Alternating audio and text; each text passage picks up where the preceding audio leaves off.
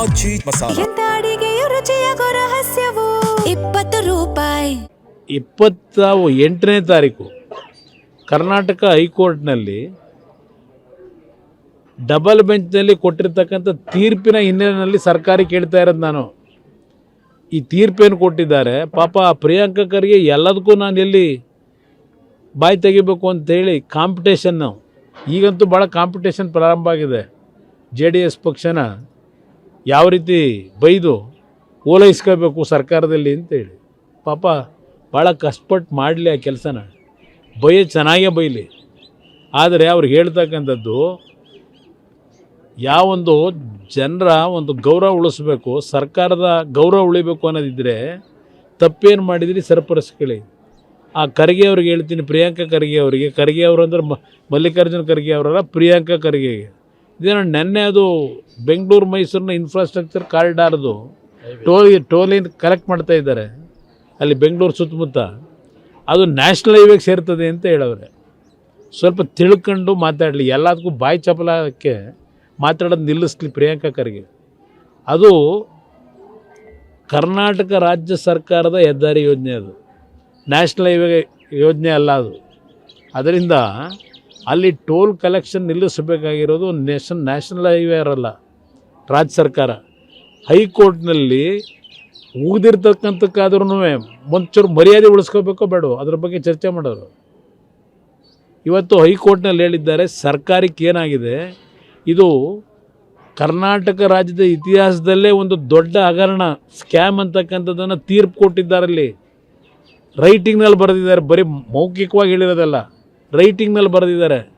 Toll collect ಮಾಡ್ತಿರೋದು illegal ಅಂತ ಹೇಳಿ ಕೋರ್ಟ್ ಹೇಳಲಿಲ್ಲ, ಕರ್ನಾಟಕ ರಾಜ್ಯದ ಸರ್ಕಾರದ ಪರವಾಗಿ ಲಾಯರ್ಗಳು ಹೋಗಿ ಅಲ್ಲಿ ವಾದ ಮಾಡೋರಲ್ಲ, ಅವ್ರು ಹೇಳಿರ್ತಕ್ಕಂಥದ್ದು ಇಲ್ಲಿಗಲ್ ವೇನಲ್ಲಿ ಟೋಲ್ನ ಹಣ ಸಂಗ್ರಹ ಮಾಡ್ತಾ ಇದ್ದಾರೆ ಅಂತೇಳಿ ಸರ್ಕಾರದ ವಕೀಲರು ಹೇಳಿರೋದಲ್ಲಿ ಕೋರ್ಟಲ್ಲಿ.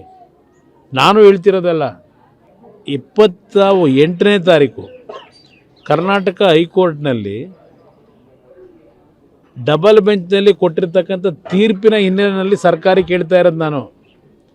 ಈ ತೀರ್ಪೇನು ಕೊಟ್ಟಿದ್ದಾರೆ ಪಾಪ ಪ್ರಿಯಾಂಕಾ ಖರ್ಗೆ ಎಲ್ಲದಕ್ಕೂ ನಾನು ಎಲ್ಲಿ ಬಾಯಿ ತೆಗಿಬೇಕು ಅಂತೇಳಿ ಕಾಂಪಿಟೇಷನ್ನು ಈಗಂತೂ ಭಾಳ ಕಾಂಪಿಟೇಷನ್ ಪ್ರಾರಂಭ ಆಗಿದೆ.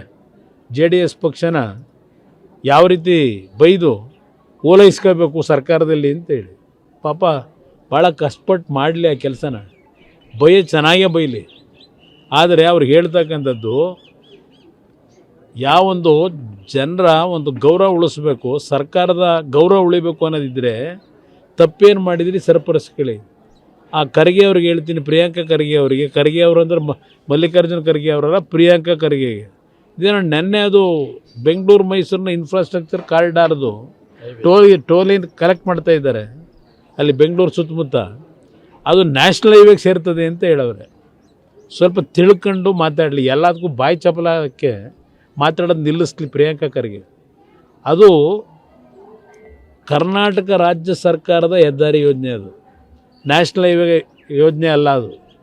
ಅದರಿಂದ ಅಲ್ಲಿ ಟೋಲ್ ಕಲೆಕ್ಷನ್ ನಿಲ್ಲಿಸಬೇಕಾಗಿರೋದು ನ್ಯಾಷನಲ್ ಹೈವೇ ಇರಲ್ಲ, ರಾಜ್ಯ ಸರ್ಕಾರ.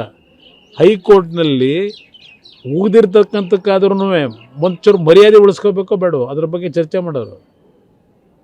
ಇವತ್ತು ಹೈಕೋರ್ಟ್ನಲ್ಲಿ ಹೇಳಿದ್ದಾರೆ ಸರ್ಕಾರಕ್ಕೆ ಏನಾಗಿದೆ, ಇದು ಕರ್ನಾಟಕ ರಾಜ್ಯದ ಇತಿಹಾಸದಲ್ಲೇ ಒಂದು ದೊಡ್ಡ ಹಗರಣ ಸ್ಕ್ಯಾಮ್ ಅಂತಕ್ಕಂಥದ್ದನ್ನು ತೀರ್ಪು ಕೊಟ್ಟಿದ್ದಾರಲ್ಲಿ. ರೈಟಿಂಗ್ನಲ್ಲಿ ಬರೆದಿದ್ದಾರೆ, ಬರೀ ಮೌಖಿಕವಾಗಿ ಹೇಳಿರೋದಲ್ಲ, ರೈಟಿಂಗ್ನಲ್ಲಿ ಬರೆದಿದ್ದಾರೆ. ಟೋಲ್ ಕಲೆಕ್ಟ್ ಮಾಡ್ತಿರೋದು ಇಲ್ಲಿಗಲ್ ಅಂತ ಹೇಳಿ ಕೋರ್ಟ್ ಹೇಳಲಿಲ್ಲ, ಕರ್ನಾಟಕ ರಾಜ್ಯದ ಸರ್ಕಾರದ ಪರವಾಗಿ ಲಾಯರ್ಗಳು ಹೋಗಿ ಅಲ್ಲಿ ವಾದ ಮಾಡೋರಲ್ಲ, ಅವ್ರು ಹೇಳಿರ್ತಕ್ಕಂಥದ್ದು ಇಲ್ಲಿಗಲ್ ವೇನಲ್ಲಿ ಟೋಲ್ನ ಹಣ ಸಂಗ್ರಹ ಮಾಡ್ತಾ ಇದ್ದಾರೆ ಅಂತೇಳಿ ಸರ್ಕಾರದ ವಕೀಲರು ಹೇಳಿರೋದಲ್ಲಿ ಕೋರ್ಟಲ್ಲಿ. ನಾನು ಹೇಳ್ತಿರೋದಲ್ಲ.